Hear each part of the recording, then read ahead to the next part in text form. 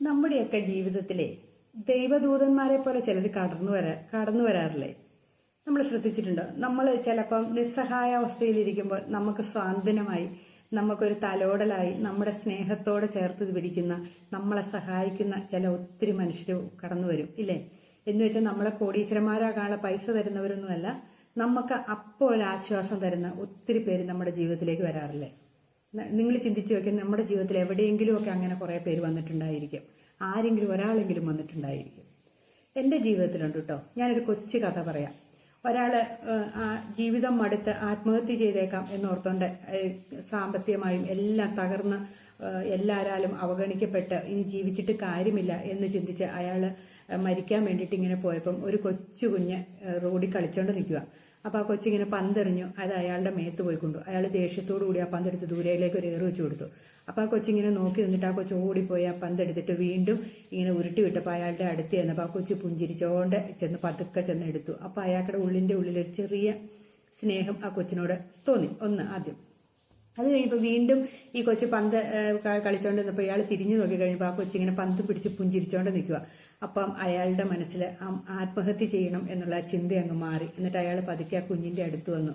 അപ്പം ആ കുഞ്ഞ് അയാളോട് ചോദിച്ചു, അയാളപ്പോൾ ഈ താടിയൊക്കെ നീട്ടി വളർത്തിയ ഒരാളായിരുന്നു. ഓ, സന്യാസി അല്ലേ എന്നിങ്ങനെ ചോദിച്ചു. അപ്പം അയാൾ പറഞ്ഞു, അല്ല, ഞാൻ സാധാ ഒരു മനുഷ്യനാന്ന് പറഞ്ഞു. അപ്പോൾ ആ കുഞ്ഞ് പിന്നെയും പുഞ്ചിരിച്ചു കഴിഞ്ഞപ്പോൾ അയാൾ ആ ആത്മഹത്യാശ്രമത്തിൽ നിന്ന് മാറിപ്പോയി എന്നാണ് കഥ. നമ്മുടെ ജീവിതത്തിലും ഇങ്ങനെയൊക്കെ സംഭവിക്കാം ഇല്ലേ? കാരണം ഒരാളുടെ മനസ്സ് മാറ്റാൻ ആ കുഞ്ഞിന്റെ ഒരു പുഞ്ചിരി കൊണ്ട് സാധിച്ചു എന്നതാണ് ആ കഥയിലെ ഒരു സാരാംശം. അതേപോലെ നമ്മുടെ ജീവിതത്തിൽ നമ്മൾ വഴിവെക്കിലൊക്കെ ഒത്തിരി പേരെ ഇങ്ങനെയുള്ള സാഹചര്യങ്ങൾ കണ്ടുമുട്ടാറുണ്ട് അല്ലേ?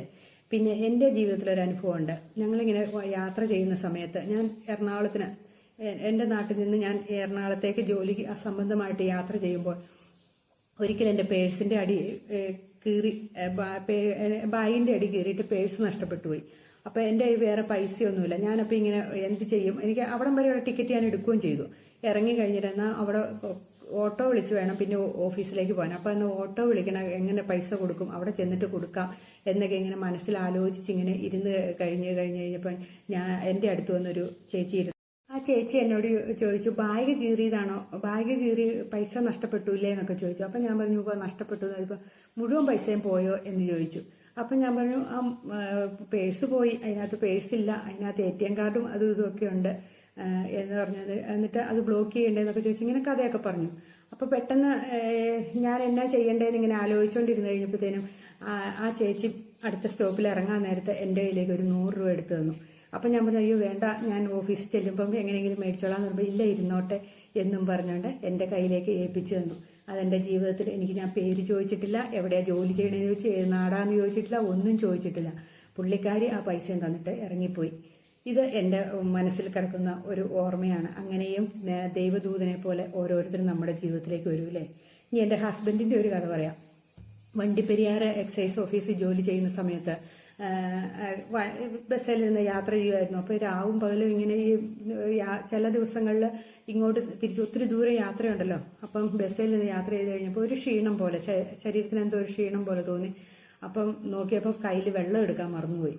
അപ്പം ഇങ്ങനെ ഭയങ്കര വിഷമിച്ച് ഇങ്ങനെ ബസ്സിൻ്റെ സീറ്റിൻ്റെ സൈഡിലേക്ക് തലയൊക്കെ ചാച്ചി ഇങ്ങനെ ഇരുന്ന് പതുക്കെ ഒന്ന് മയങ്ങാൻ ശ്രമിച്ചു കഴിഞ്ഞപ്പോൾ ഒരാൾ അടുത്ത് വന്നിട്ട് ഇങ്ങനെ തോണ്ടിയിട്ട് ചോദിച്ചു, സാറേ വെള്ളം വേണോ എന്ന് ചോദിച്ചു. അപ്പം ചേട്ടൻ ഒന്നും അല്ലാക്കി തിരിഞ്ഞു നോക്കി കഴിഞ്ഞപ്പോൾ ഒരു പയ്യനാ.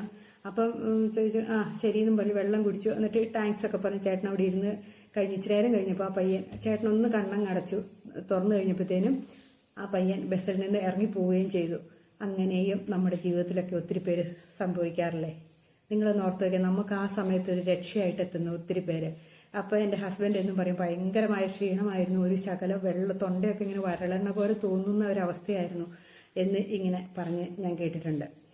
പിന്നെ ഞാൻ കണ്ടിട്ടുണ്ട് ഒരു അമ്മ ഇങ്ങനെ അമ്പലത്തിൽ പോകുന്ന വഴിക്ക് 2 കയ്യിൽ നിറച്ച് ഒരു ഷിമ്മിക്കൂടിനകത്ത് നിറച്ച് ഇങ്ങനെ ഭക്ഷണ സാധനമായിട്ട് എന്നും അമ്പലത്തിലേക്ക് പോകും. അമ്പലത്തിൻ്റെ പുറത്ത് വെച്ചിട്ട് അമ്പലത്തിൽ തൊഴുത് തിരിച്ചു വന്നു കഴിയുമ്പോൾ ആ നാട്ടിലുള്ള പട്ടികൾക്കും പൂച്ചകൾക്കും ഒക്കെ ഭക്ഷണം ഇങ്ങനെ കൊടുത്തു പോകുന്ന ഒരു അമ്മേനെ അത് ഞാൻ കണ്ടിട്ടുണ്ട്. ആ അമ്മ എന്ന് ചോദിച്ചു കഴിഞ്ഞിട്ടുണ്ട് പറയുന്നതാണ്, അതുങ്ങളും എന്നെ പോലെ തന്നെ ജീവനുള്ളതല്ലേ, എനിക്ക് ആർക്കും കൊടുക്കാനില്ല ഭക്ഷണം, അതുകൊണ്ട് ഞാൻ ഇവർക്ക് കൊടുക്കുക എന്നും പറഞ്ഞ് ഭക്ഷണം കൊടുക്കുന്ന, അങ്ങനെ ആ ജന്തുക്കളുടെയും ദൈവദൂതനെ പോലെ വന്ന് ഭക്ഷണം കൊടുക്കുന്ന ഒരമ്മയുണ്ട് ഇല്ലേ?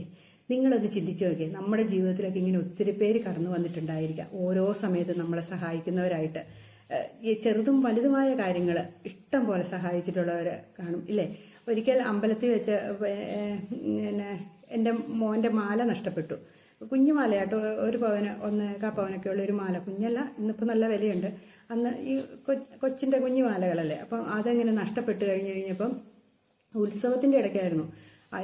കുറെ കഴിഞ്ഞ് നോക്കി കഴിഞ്ഞ് കഴിഞ്ഞപ്പം അവൻ്റെ കഴുത്തേൽ മാലയില്ല. അപ്പം എല്ലായിടത്തും തപ്പി അവിടെ അനൗൺസ് ചെയ്തു, അങ്ങനെയൊക്കെ ചെയ്തു. എന്നിട്ട് മാലയൊന്നും കിട്ടിയില്ല. കുറേ നേരം കഴിഞ്ഞ് ഞങ്ങൾ തിരിച്ചിങ്ങ് പോരാ, ഞങ്ങളിങ്ങ് നടന്നിങ്ങ് തിരിച്ചു പോയല്ലോ എന്നോർത്തോണ്ട് ഞങ്ങളിങ്ങ് തിരിച്ചു പോന്നു കഴിഞ്ഞപ്പം ഒരു കുഞ്ഞു കൊച്ചുമായിട്ടൊരമ്മ ഓടി വന്നിട്ട് വരാം, ഇതാണോ നിങ്ങളുടെ മാല, ഇവിടെ കിടന്ന് കിട്ടിയതാ എന്നും പറഞ്ഞുകൊണ്ട് ഓടിക്കൊണ്ട് ഞങ്ങളുടെ കൈ കൊണ്ട് തന്നു.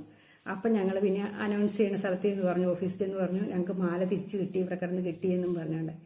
അങ്ങനെയും നമ്മുടെ ജീവിതത്തിൽ ദൈവദൂതന്മാരെ പോലെ ചിലർ വരാറില്ലേ? ഇങ്ങനെയൊക്കെ നമ്മുടെ ജീവിതത്തിൽ ഇഷ്ടംപോലെ സംഭവങ്ങളുണ്ടെന്നേ. നമ്മുടെ പേഴ്സൊക്കെ നഷ്ടപ്പെട്ടിട്ടുണ്ടെങ്കിൽ അത് തിരിച്ചേൽപ്പിക്കുന്ന എത്രയോ ഓട്ടോ ഡ്രൈവർമാരെ നമ്മൾ കണ്ടിട്ടുണ്ട് അല്ലേ? ഓട്ടോറിക്ഷ മറന്നു വെച്ചിട്ട് പോയ സാധനങ്ങളൊക്കെ തിരിച്ചേൽപ്പിച്ചു, ഓട്ടോറിക്ഷ മാല കിടന്ന് കിട്ടിയിട്ട് തിരിച്ചേൽപ്പിച്ചു എന്നൊക്കെ പറഞ്ഞ് നമ്മൾ കാണില്ലേ?